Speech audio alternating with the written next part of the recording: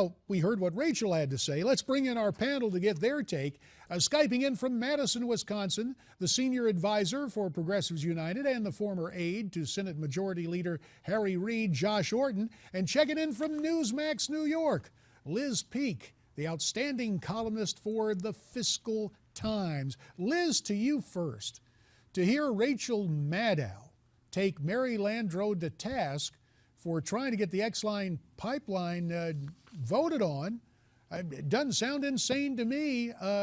Does this basically mean that Ms. Maddow and the rest of the left are writing off Mary Landrieu? Well, I think they're just not dealing with the reality that Mary Landrieu comes from an energy-producing state. The Keystone Pipeline at this point has really come to represent more than just the ability to produce the tar sands in Canada. It really has to do with embracing our energy revolution in this country. A revolution, by the way, with the Obama White House has pretty much steadfastly refused to admit, even though it is one of the great job creators during the last 6 or 7 years. Mary Landrieu is on tap to be crushed if she doesn't come out in support of this. And I think she's totally right to do it. Well, let's go to Josh. Josh, are Democrats ready to say goodbye to Senator Landrieu? Look, I'm not all that optimistic about this race, but let's get some facts separated from our myths about the Keystone Pipeline. Republicans always talk about how it's going to create tens of thousands of jobs. They never talk about how those jobs are temporary. I think it's clear that we're not dealing with an energy revolution. We're looking at, in terms of the Keystone, in terms of the past of energy, and it's terrible for the environment. It's not going to really change our energy independence in terms of the global economy at all.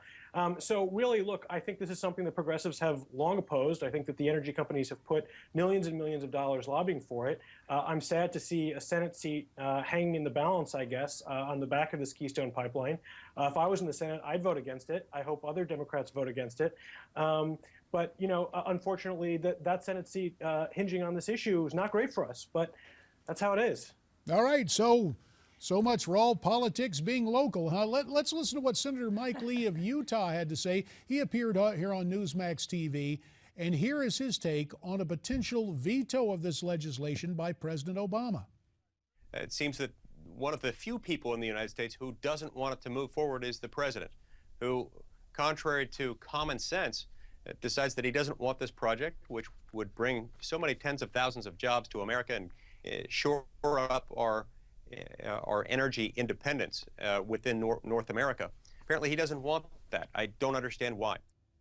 About a minute and a half remains. This theme, the American people in Congress going one way, President Obama going in exactly the opposite direction. Liz Peek, another bone of contention between the White House and the legislative branch of government. What's going to happen? Oh, absolutely. I think Obama probably will veto the bill on the pretext that not all the final information out of Nebraska is the way he'd like to see it. It's not concluded. But by the way, going back, look, again, this is a symbol. Keystone will produce jobs. They are temporary, like all construction jobs. That doesn't mean they aren't pretty attractive to the people who get those jobs. Secondly, this is something that is very much wanted by one of our key allies. Canada wants this done. The impact on the environment from transporting this oil, which will be produced one way or another via rail versus through a pipeline, is unquestionably in favor of building a pipeline. So the opposition to it, even the State Department study showed that there was no environmental impact.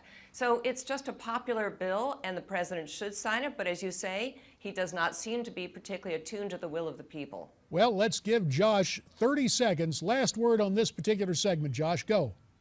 Yeah, it doesn't create the jobs that it was promised. It's terrible for the environment. It represents our energy past. And frankly, I'm not really willing to create anything that runs across our country just because Canada wants it. It's not really going to change our energy independence on the world stage. And look, I think that this is something that's been lobbied to death by the energy companies. And I think that the Republican campaign backers clearly have to do this because this is who's writing the checks. All right, well, so much for checks. A check of the time indicates we're going to have to invite you back after the break. Stay with us.